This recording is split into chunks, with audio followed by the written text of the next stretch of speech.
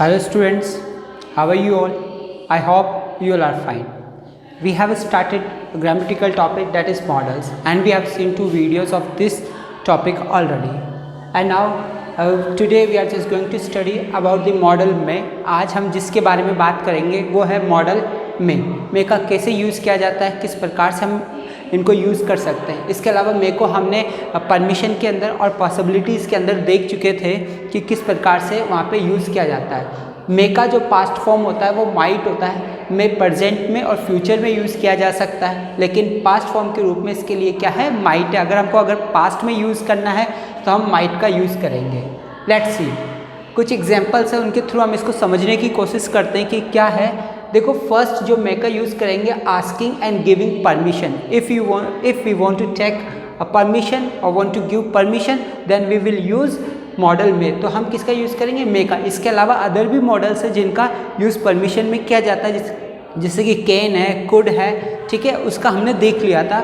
अब हम आगे बात करते हैं. यहाँ पे लिखा हुआ है डेस आई कम इन सर, यहाँ पे सर लिखा हुआ है. और एक्चुअली मैं बता दूँ, मे का जो हम यूज़ करते हैं परमिशन के लिए वो ऑफिशियल परमिशन होती है. ऑफिशियल परमिशन लेने के लिए वी यूज़ मॉडल में. तो यहाँ पर हम कौन से मॉडल का यूज़ करेंगे, मे का, क्योंकि यहाँ पे सर आया है. और हम सर यूजुअली कब बोलते हैं, जब हम ऑफिशियली परमिशन ले रहे हैं. तो यहाँ पे आ जाएगा मे आई कम इन सर, मैं आई कम इन सर. अब यहाँ पे दे रहे यस यू में, तो वो वापस से रिप्लाई करे कि हाँ आप आ सकते हो. तो इसमें किसका हो गया, यू में. तो परमिशन देने और लेने के लिए मॉडल मे का यूज़ किया जाता है. Second, may is also used for wish, faith, hope. कि जब हम क्या कर रहे हैं, किसी को विश कर रहे हैं या किसी में विश्वास है, ठीक है, या उम्मीद कर रहे हैं, तो उस समय भी हम मे का यूज़ कर सकते हैं. ठीक है, एग्जाम्पल के लिए जो ऑपरेटिव सेंटेंसेस होते हैं उसमें मॉडल मे का यूज़ किया जाता है. ऑपरेटिव सेंटेंस कौन से होते हैं, जिसमें हम कर्सिंग की बात करते हैं, हम जब विशिंग की बात, ब्लेसिंग की बात करते हैं, उसमें इन सेंटेंसेस का यूज़ होता है. For example, God bless you, there is a sentence God bless you. Which modal we will use may. तो we will use here may. तो may God bless you, may God bless you. तो हम यहाँ पे क्या कर रहे हैं, ब्लेस कर रहे हैं, आशीर्वाद दे रहे हैं, भगवान तुम्हें आशीर्वाद दे. तो ये क्या है, ऑपरेटिव सेंटेंस है, ये विश है. May you go to hell, कि तुम हेल में जाओ, तुम नर्क में जाओ. ठीक है, ये कहा जा रहा है, ये कर्स है, ये अभिशाप है.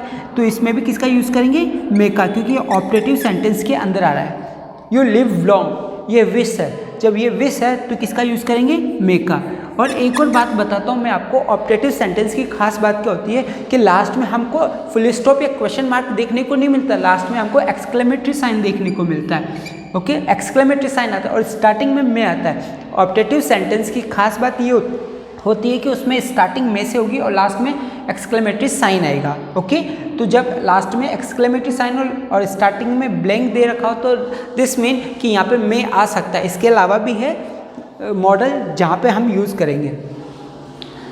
Third, to indicate purpose. Purpose को इंडिकेट करने के लिए, पर्पस मीन्स उद्देश्य, उद्देश्य को शो करने के लिए भी हम मॉडल मे का यूज़ करते हैं. और सेंटेंस में जब भी हम बात करें पर्पस की, तो कैसे पता चलेगा पर्पस का, कि वो सेंटेंस कनेक्टेड होगा सो दैट से. अगर हमारा सेंटेंस सो दैट से कनेक्टेड है, दैट मीन्स यहाँ पे पर्पस की बात हो रही है, उद्देश्य की बात हो रही है. तो ये सेंटेंस कनेक्टेड है किससे, सो दैट से. तो ये हो गया चिल्ड्रन गो टू स्कूल. जो चिल्ड्रन है वो स्कूल जाते हैं, बच्चे विद्यालय जाते हैं. सो दैट का मतलब ताकि, किस उद्देश्य के लिए जाते हैं, दे मे लर्न थिंग्स, ताकि वो चीज़ों को सीख सके. तो यहाँ पे उद्देश्य दिया हुआ है. ठीक है, इसीलिए हम क्या करेंगे, बच्चे किस उद्देश्य के साथ स्कूल में जाते हैं, चीज़ों को सीखने के लिए. तो children go to school so that they may learn things, ताकि वो चीज़ों को सीख सके.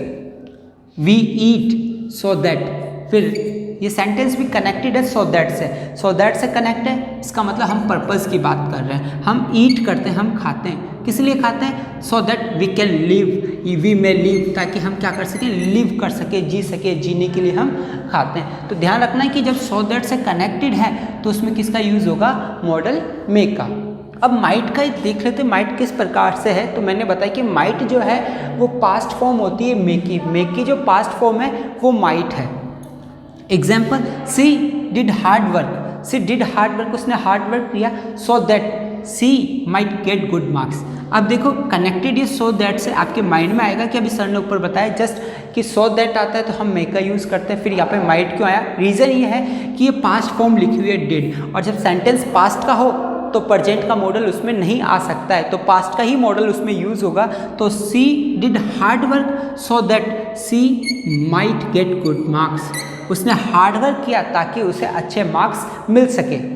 माई फादर विश्ड दैट, मेरे फादर ने मुझे विश किया, मेरे फादर ने मुझे क्या किया? विश, यहाँ पे विश की बात हो रही है। मेरे फादर ने मुझे क्या विश किया? कि मेरे अच्छे मार्क्स आए। अब ये देखो यहाँ पे विश्ड लिखा हुआ है सेकंड फॉर्म में, जब सेकंड फॉर्म में तो पास्ट है, पास्ट है इसका मतलब किसका यूज़ होगा? माइट का। I might get good marks, जब पास्ट का सेंटेंस है तो इसमें माइट का यूज़ होगा। ही dash afford fees because he is very poor. अब यहाँ पे हम पॉसिबिलिटीज़ की बात करें कि किस प्रकार से आया है, यहाँ पे देख लेते हैं कि वो अफोर्ड कर सकते हैं फीस को, because he is very poor, क्योंकि वो बहुत गरीब है। जब बहुत ज़्यादा गरीब है तो बताओ फीस को अफोर्ड कर सकते हैं क्या? नहीं कर सकते। इसका मतलब जो पॉसिबिलिटी है वो काफ़ी लो है। जब पॉसिबिलिटी वेरी लो होती है वी यूज़ मॉडल माइट, तो हम उसमें किसका यूज़ करते हैं? मॉडल माइट का। तो यहाँ पे किसका यूज़ होगा? माइट। तो we might afford fees because he is very poor, कि वो शायद ही क्या कर पाए? अफोर्ड कर पाए फीस को, क्योंकि वो बहुत ज़्यादा पुअर है। पुअर होने की वजह से वो फीस को अफोर्ड नहीं कर सकते। तो I think you have understood modal में as well as might also. तो आपको ये दोनों ही समझ में आए होंगे, में और माइट।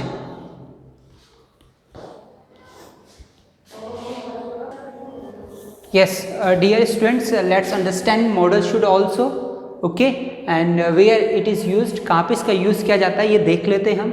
शुड, वैसे हिंदी जो मीनिंग निकलता है उसका चाहिए, आपको जाना चाहिए, आपको खाना चाहिए, आपको सोचना चाहिए। तो जहाँ हम परामर्श दे रहे हैं, जहाँ हम एडवाइस दे रहे हैं, सजेशन दे रहे हैं, कंसल्ट या काउंसिल कर रहे हैं, मॉरल ड्यूटी और मॉरल ऑब्लिगेशन, इन सब के लिए जिस मॉडल का यूज़ किया जाता है वो है शुड, या फिर इसके अलावा ऑट टू। दोनों ही सिमिलर है एक दूसरे के, ऑट टू और शुड। तो वापस बता देता हूँ, एडवाइस का मतलब होता है परामर्श देना, सजेशन का मीनिंग भी सेम है, कंसल्ट और काउंसिल का मीनिंग भी सेम है, इन सब का मतलब यही होता है परामर्श देना। मॉरल ड्यूटी, मॉरल ड्यूटी का मीन्स होता है नैतिक दायित्व, और मॉरल ऑब्लिगेशन का मीन्स भी सेम है, नैतिक दायित्व जो हमें करनी चाहिए, जो हमारी नीति के अनुसार सही है। ओके, हम अब इसको कुछ एग्जाम्पल्स के थ्रू समझने की कोशिश करते हैं कि क्या है इसमें। First, you have fever, you does go to doctor.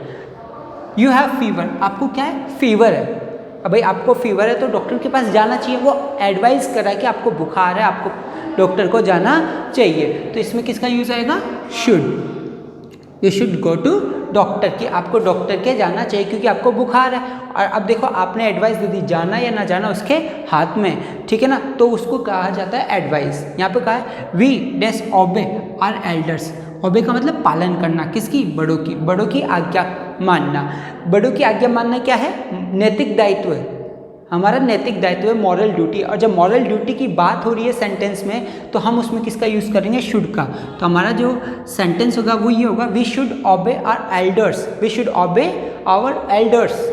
Third, the poor does be help, गरीब की मदद करना चाहिए, गरीब की मदद करना चाहिए, ये भी क्या है? नैतिक दायित्व है।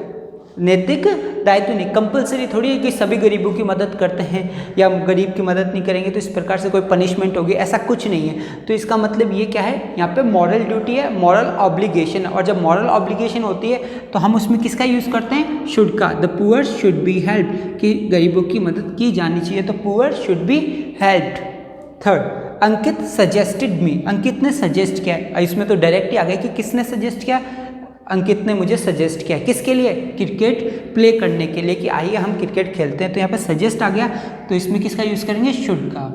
तो ये हो गया अंकित सजेस्टेड टू मी, अंकित ने मुझे सजेस्ट किया that we should play cricket, कि हमें क्रिकेट खेलना चाहिए। यस, लेस्ट, ये ध्यान रखना, ये हार्ड एंड फास्ट रूल है। If you find lest in the sentence as a conjunction you have to use modal should, कि अगर आपको लेस्ट दिखाई देता है, ये हार्ड एंड फास्ट रूल है, मतलब लेस्ट है तो शुड आएगा ही आएगा। कब? LEST लेस्ट आ रहा है तो उसमें हम शुड का यूज़ करते हैं। अब यहाँ पे देखिए एग्जाम्पल, और मैंने इस एग्जाम्पल को अलग अलग कंजक्शन के थ्रू समझाने की कोशिश की है, समझने की कोशिश करना।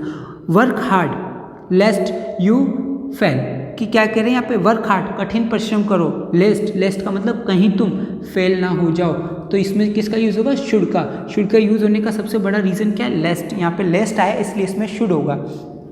इसका यूज़ किया जाएगा शुड का। तो work hard लेस्ट you should fail, कि आपको वर्क हार्ड करना चाहिए, कब तक, जब तक आप मतलब कहीं आप फेल ना हो जाओ, इसलिए आपको वर्क हार्ड करना चाहिए। और एग्जाम्पल अथवा, अथवा में दिया है कि जब कंजक्शन और आ रहा है, किसका, यहाँ पे लेस्ट आ रहा था, यहाँ पे और आ रहा है, जैसे और कंजक्शन आया तो मॉडल चेंज हो जाएगा। जब आपका सेंटेंस और से कनेक्टेड है तो उसमें से क्या होगा मॉडल, देखते हैं। वर्क हार्ड और यू विल फेल, कि वर्क हार्ड कीजिए नहीं तो तुम फेल हो जाओगे, कि वर्क हार्ड करो नहीं तो तुम क्या हो जाओगे, फेल हो जाओगे। तो और की वजह से इसमें विल आ गया, जब इसमें लेस्ट था तो हमने शुड का यूज़ किया था। एक और एग्जांपल देखते हैं इसके अंदर, इसको समझने के लिए। Work hard, work hard, work hard कीजिए, अदरवाइज, इसमें कौन सा कंजक्शन है, अदरवाइज यू फेल, कि देखिए और लिखा हो या फिर अदरवाइज, हम यूज़ करते हैं मॉडल विल या सेल। तो work hard otherwise you will fail, कि वर्क हार्ड कीजिए नहीं तो आप क्या हो जाओगे, फेल हो जाओगे।